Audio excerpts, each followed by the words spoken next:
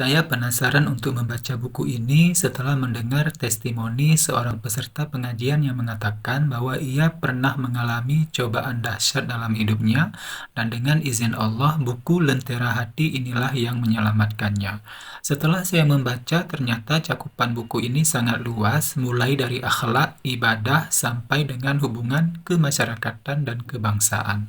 Buku ini terdiri dari 7 bagian. Bagian pertama memahami petunjuk agama yang diantaranya berisikan anjuran selalu mengucapkan bismillah sebelum mengerjakan sesuatu, kehadiran umat Islam untuk menjadi rahmat bagi seluruh alam, bukan hanya bagi makhluk hidup tetapi juga benda mati, pentingnya membaca sehingga wahyu pertama turun berisikan perintah membaca, dan perlunya mengetahui kemudahan-kemudahan dalam beragama agar terhindar dari mengabaikan ajaran agama.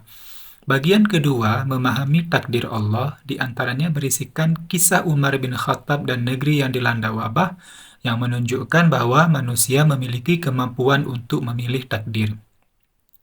Bagian ketiga, memahami makna sholat, diantaranya berisikan ajaran untuk tidak bosan berdoa, karena doa yang belum dikabulkan di dunia akan diganti dengan pahala yang besar di akhirat kelak.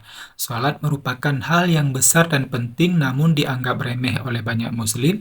Malam Lailatul Qadar merupakan malam penetapan kehidupan manusia dunia dan akhiratnya, dan kisah Umar yang bersumpah untuk tidak akan pernah meminta namun tidak akan menolak pemberian.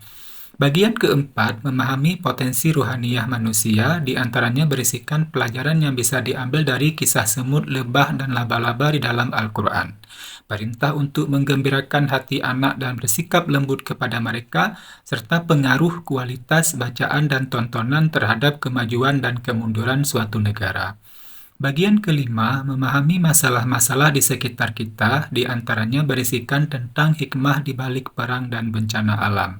Bagian keenam, memahami kecendekiawan dan kepemimpinan, diantaranya berisikan tentang ajaran agama untuk berhati-hati dengan ucapan, bahkan untuk bertanya pun harus dipikirkan terlebih dahulu.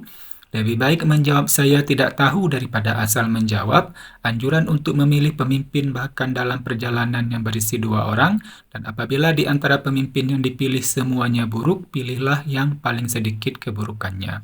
Bagian ketujuh, memahami kesatuan sumber agama, diantaranya berisikan tentang cara bijak menanggapi perbedaan pendapat dalam agama atau khilafiyah, misalnya perbedaan dalam penetapan waktu mulai puasa Ramadan dan Idul Fitri.